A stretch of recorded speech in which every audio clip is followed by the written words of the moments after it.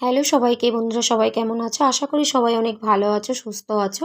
আর আমিও আগের থেকে একটুখানি ভালো আছি। আসলে আগে তো একদমই ভালো ছিলাম না, মানে এতটাই শরীর খারাপ ছিল। এখন তাও আস্তে আস্তে কাজকর্ম করছি, আবার বেশিক্ষণ কাজকর্ম করতে পারি না। যখন আর পারি না তখন একটু রেস্ট নিয়ে নিই। এভাবেই কাজকর্ম করে কী করে সংসার তো ঠেকাতেই হবে। একা সংসারে তো আর কেউ নেই। আর মা কতদিন করে দেবে? মার নিজেরও তো শরীর ভালো না। তা মা অনেক মানে আজকে ৫-৬ দিন ধরে আসছে না। তো মা তো অনেক দিনই মানে ছিল, কাজকর্ম সব করে দিত। মাই সব কিছু করতো। আমি একদমই মানে একটু রেস্টেই ছিলাম আর কি বলা যেতে পারে। তো সকালের বাসি কাজকর্ম সব কিছু সারা হয়ে গেছে, কিন্তু বিছানাটা তোলার টাইম পাইনি। আসলে ২ ছেলে ওরা রেডিমেডি হয়ে ওদেরকে খাবার করে দিলাম। তো ওরা খেয়ে টেয়ে ওই ড্রয়িং করতে গেছে। ৮টা থেকে ড্রয়িং থাকে। আর ওর বাবাও চাটা খেয়ে বেরিয়েছে। তো আমি সব কাজকর্ম সেরে ফ্রেশ ট্রেশ হয়ে নিয়েছি, কিন্তু বিছানাটা তোলা হয়নি আর ঘরটাও গোছানো হয়নি আর কি। বাদবাকি মানে ঘরদোর আর কি ঝাড়-টাড় দেওয়া আর কি, ঠাকুর ঘরের কাজ সেগুলো সারা হয়ে গেছে। তো বেড কভারটা ভেবেছিলাম তুলবো, তা আজকে আর তুলবো না, অনেকটাই বেলা হয়ে গেছে। এখন যদি এসব কাজকর্ম মানে কাচাকুচি ধোয়া করতে যাই আরও রান্নার দেরি হয়ে যাবে ওদিকে আবার। তো ঘর গোছাতে গোছাতে এদিকে আবার কারেন্ট চলে গেল। আর কি গরম লাগছে আজকে সকাল থেকেই, মানে প্রচণ্ড গরম। আসলে মেঘলা মেঘলা আকাশ, তো মাঝে মধ্যেই মেঘ করে আসছে, আবার মাঝে মধ্যে একটু হালকা রোদের ঝলকানি দিচ্ছে।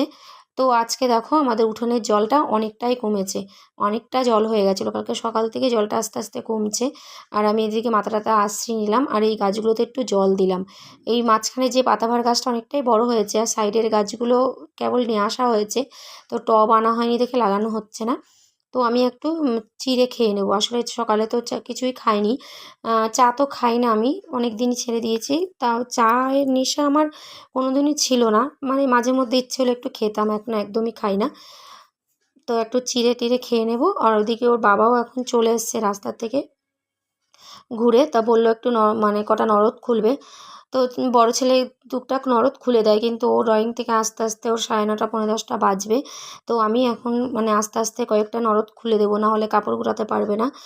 যে কটা পারি আস্তে আস্তে খুলতে হবে, কিছু করার নেই। তো একটু চিড়েটা খেয়ে নিলাম। এদিকে ওর বাবা চায়ের অর্ডার দিয়ে গেল আবার, মানে প্রচণ্ড চা খায় কি বলবো। সকালে একবার চা খেয়েছে, আবার রাস্তায় দোকানে গিয়ে মানে কাপ খেলো তার ঠিক নেই। এখন দুধ চা খাবে।